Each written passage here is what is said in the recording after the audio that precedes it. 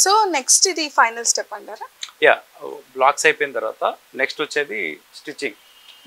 ఇది టేపేజ్ మెషిన్లో స్టిచ్చింగ్ జరుగుతుంది. ఇంకొకటి ఏంటంటే మీరు చూసి ఉంటారు, ఈ fabric different kind of fabric with 280 GSM. ఈ బార్డర్ కూడా కాంట్రాస్ట్ బార్డర్ ప్లస్ టేప్ కూడా, ఈ రిబ్బన్ అంటారు దీన్ని, టేప్ ఆర్ రిబ్బన్.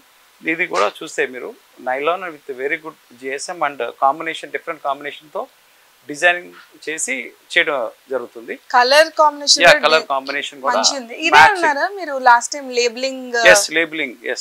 లేబులింగ్ వచ్చేసరికి ఫర్ ఎగ్జాంపుల్ ఇది బాండ్ మోడల్, ఇది 2 years వారంటీ. ఏంటంటే మ్యాట్రస్ ఎన్ని ఇయర్స్ కస్టమర్ వాడతారు, డెఫినెట్గా ఇది కూడా అట్లా ఉంటుంది. డైరెక్ట్ స్టిచ్ చేసి పెడుతున్నాం అనమాట. ఇది ఒక అడ్వాంటేజ్ కస్టమర్కి. ఈవెన్ వారంటీ కార్డు బిల్లు ఏం పోయినా కూడా డెఫినెట్గా ఇదైతే ఉంటుంది. నెక్స్ట్ వచ్చేది ఇంకొకటి టేపేజ్ మిషన్, సెకండ్ టేపేజ్ మిషన్. నెక్స్ట్ వచ్చేది మనకి ఇక్కడ ఈ మధ్య సోఫా కమ్ బెడ్. చాలా ట్రెండింగ్, ఎందుకంటే ఇది లైట్ వెయిట్ ప్లస్ ఎక్కడికైనా మనం క్యారీ చేసుకోవచ్చు. హాల్ నుంచి బెడ్రూమ్, బెడ్రూమ్ నుంచి బాల్కనీ, ఎక్కడికైనా ఈజీగా ఇద్దరు మనుషులు క్యారీ చేసుకోవచ్చు. చూడండి. ఓకే, ఎస్, మీరు చూస్తే ఇక్కడ sofa cum bed only foam తో తయారు చేస్తుంది అనమాట.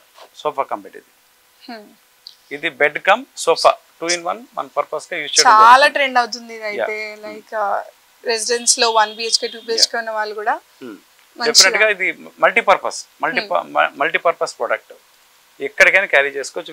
ఓన్లీ ఫోమ్ ఉంటుంది, దీంట్లో వుడ్ ఏ ఉండదండి. అగైన్ వుడ్ వచ్చి మన టచ్ వుడ్ లో వస్తుంది. ఇది ఓన్లీ ఫోమ్ మెటీరియల్ అన్నమాట. ఫోమ్ తో ఉన్న సోఫా. సోఫా ఇవన్నీ వచ్చేసరికి టోటల్గా క్విల్టింగ్, అంటే ఫ్యాబ్రిక్స్ ఏదైతే ఉన్నాయో అవన్నీ క్విల్టింగ్ చేశాక ఎన్ని ఇట్లా మనం స్టోర్ చేసుకుంటాం.